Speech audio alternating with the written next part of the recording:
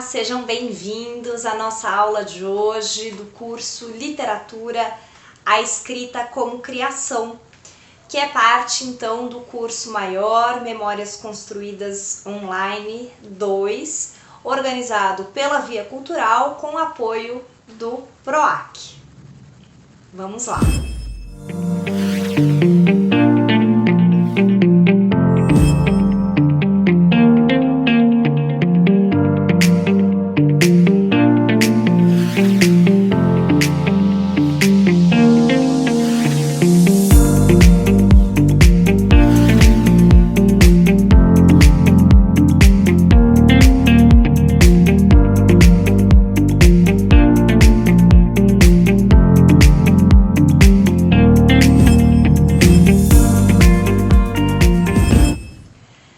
Bom, pessoal, já faz 2 aulas que nós estamos realizando uma leitura atenta do conto O Jardim Selvagem, da Lígia Fagundes Telles.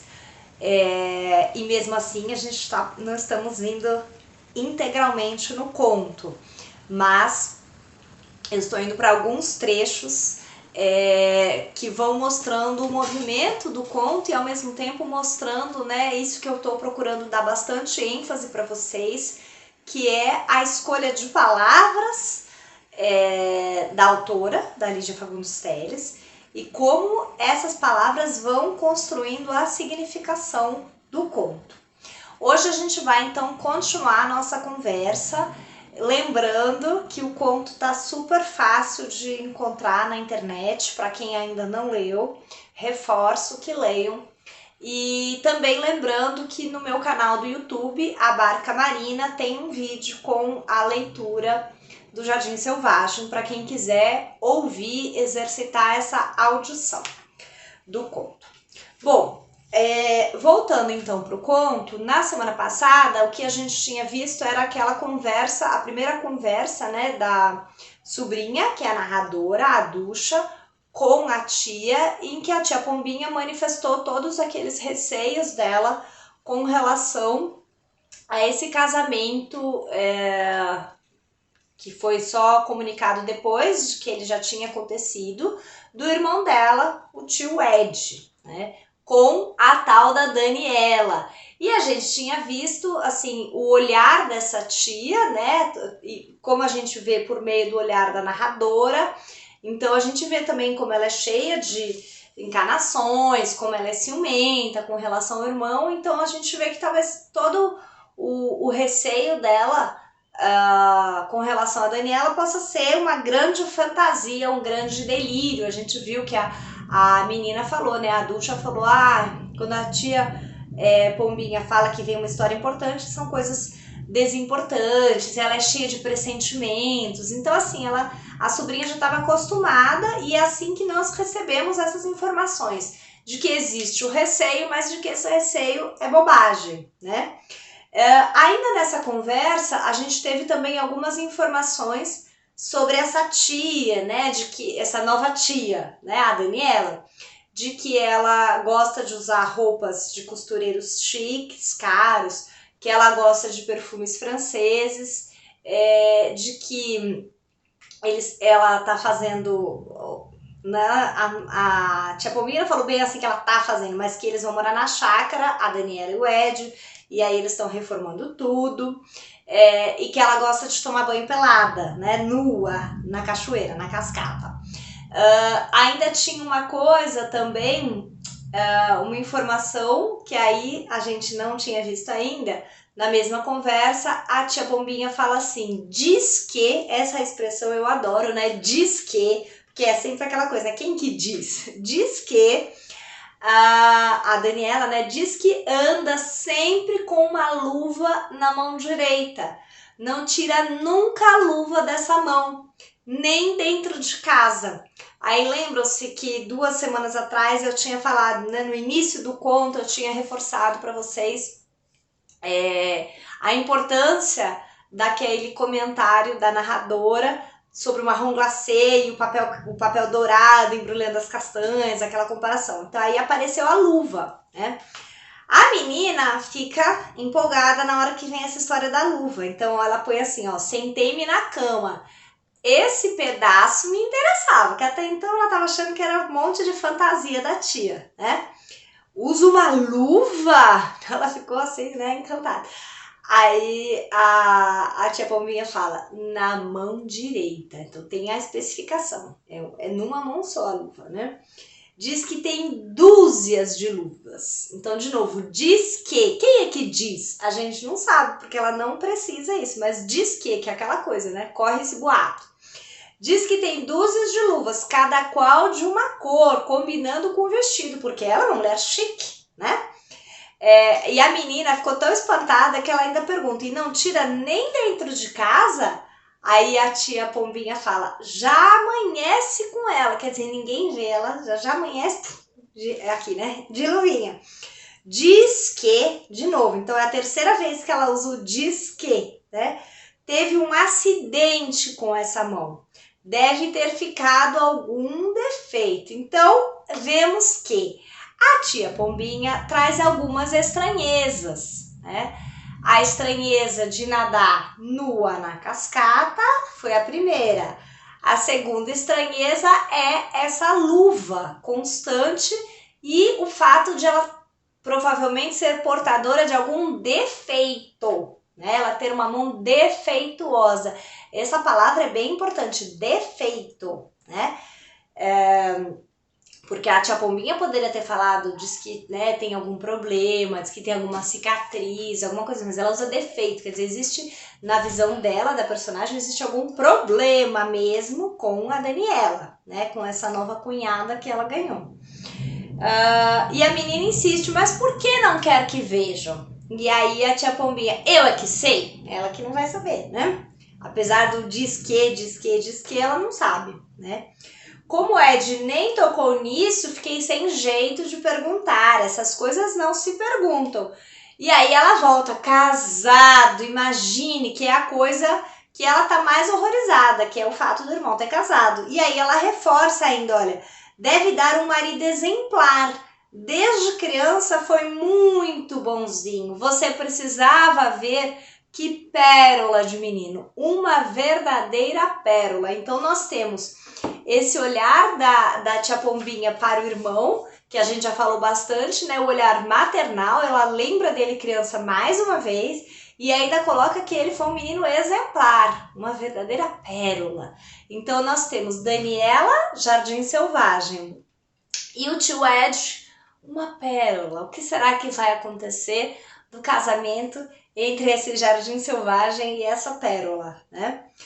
Bom, aí vai acontecer o seguinte, uma mudança de perspectiva da tia Pombinha com relação a Daniela. A Daniela faz uma visita à casa, a narradora Ducha perde essa visita porque ela estava na escola e ela fica bem chateada, ela fala que as coisas importantes aconteciam sempre quando ela estava na escola e ela perdia, né?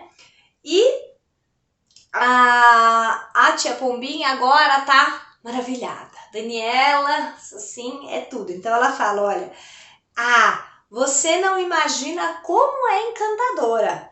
Nunca vi uma beleza igual. Que encanto de moça. Tão natural, tão simples e ao mesmo tempo tão elegante, tão bem cuidada. Foi tão carinhosa comigo. Então, de repente, é como se toda aquela prevenção que ela tinha fosse por água abaixo, se revelasse sem propósito nenhum. E ela tá maravilhada com essa cunhada, que ainda por cima trouxe tecidos franceses, quer ver? Cadê? Cortes de seda finíssimas. O francês é a boneca, uma boneca francesa pra Ducha. E a tia Pombinha fala que a boneca é loura. Existe essa repetição, essa ênfase, né? Então, tipo, nossa, melhor coisa do mundo, boneca que veio da França e loura. E a narradora, a menina, fala, detesto boneca. Ela não gostou. Ela não cai tanto nesse encanto da Daniela. A tia Pombinha, por outro lado, que estava tão prevenida, fica muito maravilhada, muito, muito maravilhada. E a menina volta a perguntar da luva. A questão é a luva, se ela estava de luva, e estava de luva, né? Que era uma luva verde, né? Que combinava com os sapatos, né? E a tia Pombinha fala de novo, né? Que ela podia fazer uma plástica, mas enfim, deve ter motivos. Agora ela já começa a achar que podem ter motivos, então, para a Daniela não ter feito nada, não ter feito nenhuma cirurgia e ficar usando sempre essa luvinha. Depois disso, a gente vai para uma outra conversa que é ouvida só pela Ducha, só pela narradora, que não tem a participação da tia Pombinha e que é entre a cozinheira do tio Ed e da Daniela e a Conceição, que é a cozinheira da tia Pombinha. As duas são amigas, a menina se dá bem com a Conceição, então vai participar dessa conversa e vai descobrir o quê? Que essa empregada do tio Ed estava saindo da casa, tinha pedido demissão, porque ela tinha ficado horrorizada com uma coisa que ela tinha presenciado, e que era o quê? A Daniela matou com um tiro na cabeça o cachorro que ela tinha. Então, a empregada ficou horrorizada, e era um cachorro que se dava, a menina fica também, né, nossa, mas ela gostava do cachorro, por que ela matou, que negócio é esse? E a empregada fala que ela gostava muito, que inclusive o cachorro ia com ela lá pra cascata, quando ela ia tomar banho pelada, né, sempre tem essa coisa.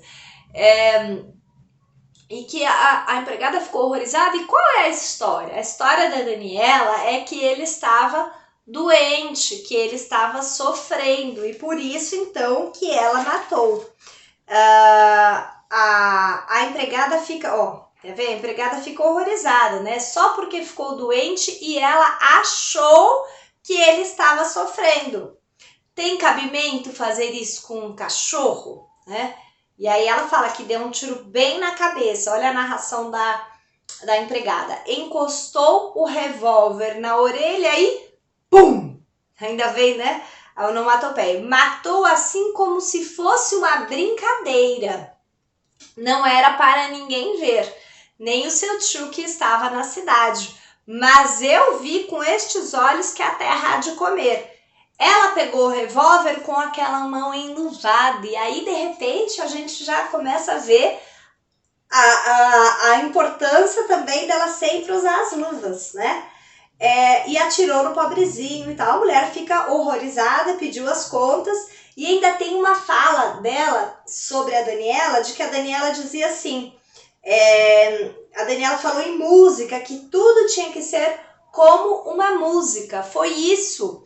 A doença sem remédio era o desafino, era o que atrapalhava o andamento da música, né?